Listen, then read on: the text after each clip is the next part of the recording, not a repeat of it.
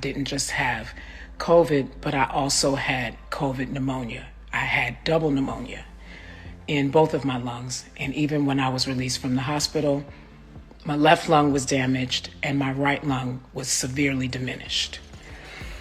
So coming out of the hospital, I was on oxygen for 4 weeks, oxygen at home for 4 weeks,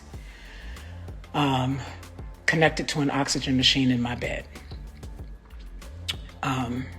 Just again, not anything that I ever thought that I would be dealing with.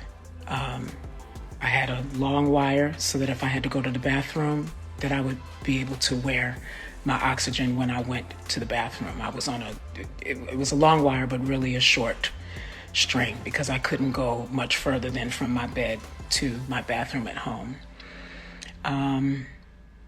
I wasn't missing. I wasn't. I had a physical therapist coming to see me twice a week after I was released from the hospital, as well as a nurse who came to check my vitals and to make sure that my oxygen was working correctly.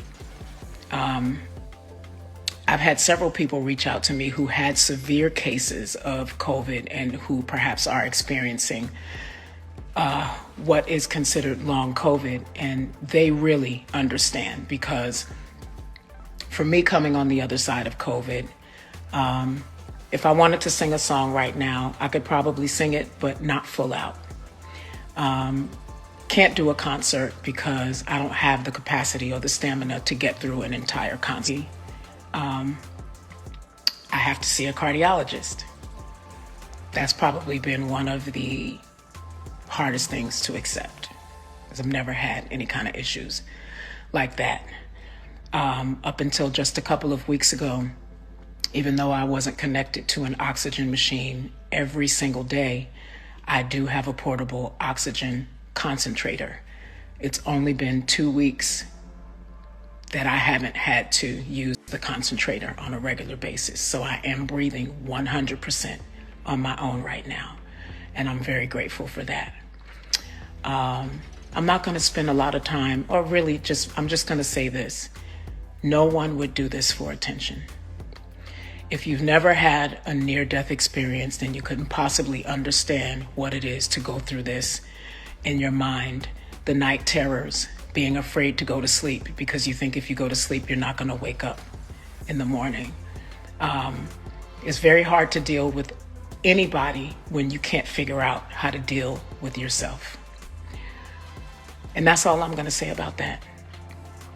What I will say is God is good. What I will say is God is faithful. What I will say is healing is the children's bread. What I will say is I'm a child of God, and so the bread of healing belongs to me, and I receive that 100%. I am following up with several doctors: respiratory therapy, a cardiologist, a hematologist. There's a lot that happens when you come on the other side of COVID after having a case as severe as mine. But I am fully persuaded that not only will I be back to 100% Kelly, talking to you guys often on social media, but back not just on a stage, but in a pulpit too, in sittings and seatings where I can talk to people and give this new part of my testimony of how God allowed me to escape death and gave me another opportunity to either make right what I haven't had right before, or do what I haven't had a chance to do yet.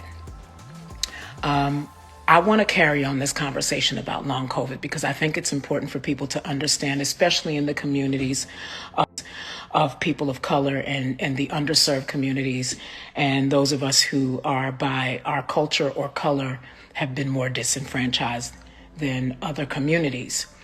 So many people have reached out to tell me about their long COVID stories, their COVID experiences, their ICU experiences. And I want to talk to you.